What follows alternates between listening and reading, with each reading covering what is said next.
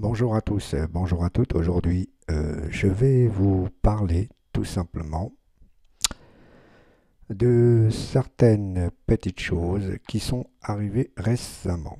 Bon, on va commencer tout simplement par la CAF.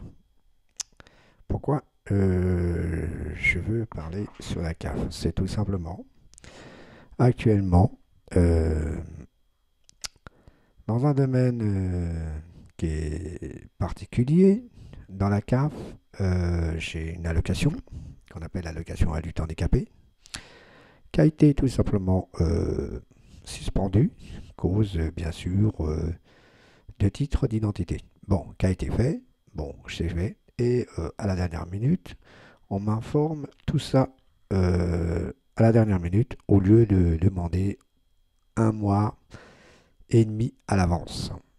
Bon, bref, il y a eu ça. Bien sûr, je vous avais parlé sur une prochaine vidéo, sur une précédente vidéo, pardon, une précédente vidéo que tout simplement que je n'ai pas reçu mon allocation d'APL.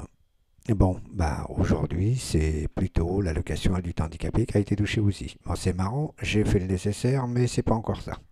Ce que j'ai fait, bien sûr, donc je me retrouve pendant un mois sans payer quoi que ce soit à quiconque, et que normalement, la règle, c'est de payer tout le monde. Bon, bref, la CAF, quand elle fait des choses tordues. Voilà. Dans ce domaine. Pour les prestations, je reste toujours à votre disposition dans ce domaine. Donc, c'est pour ça que je parle un peu de la CAF, un peu de tout, de ce domaine. Et bien sûr, pour votre petite information, j'ai fait un nécessaire, j'ai fait une démarche très importante à propos du camion que j'ai eu, donc le T1100D de chez Renault, le Trafic, matriculé 9022 SQ22. La personne, je l'ai eu au bout du fil. On s'est, bien sûr, on est dit ce que je pense, hein, tout simplement que son camion n'est même pas dans les réglementations de la législation de la matriculation, donc il ne pouvait même pas vendre son véhicule, il aurait dû jamais le vendre son véhicule. Et bien sûr, on aurait dû aussi aller tous les deux à la préfecture pour voir si ce véhicule est en règle. Bah, prof, il y a plein de choses qu'il y a eu. Donc moi, je me suis fait escroquer de,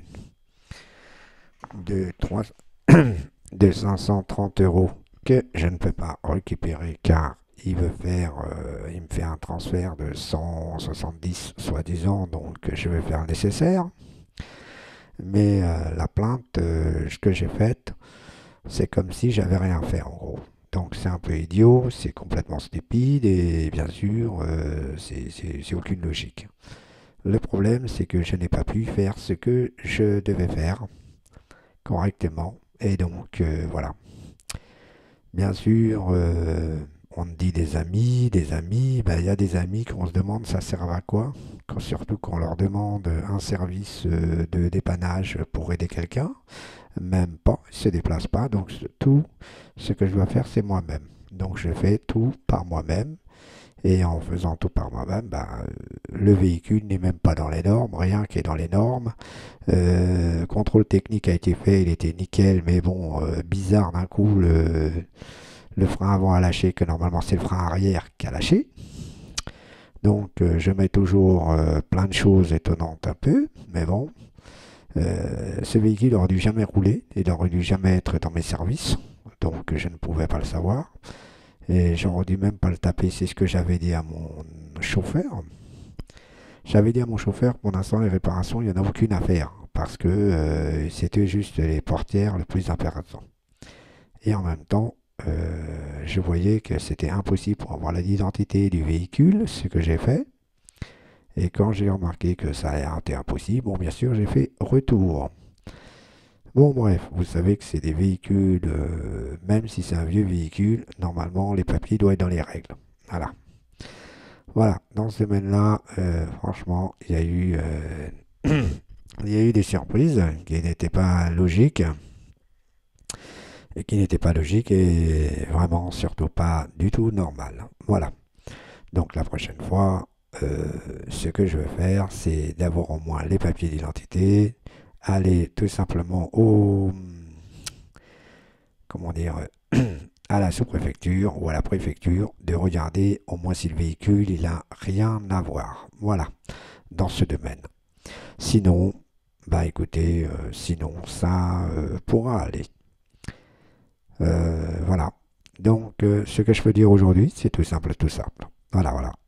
Ok, je vous remercie à la prochaine vidéo et j'espère que les gens m'apprécieront quand même à comprendre ce qui se passe réellement. Il faut faire attention qu'ils soient au bon coin et qui cherchent quoi, etc., etc. Bien sûr, les véhicules d'occasion particuliers, faut de temps en temps aussi faire attention. Voilà. Je vous remercie. À la prochaine vidéo. Au revoir.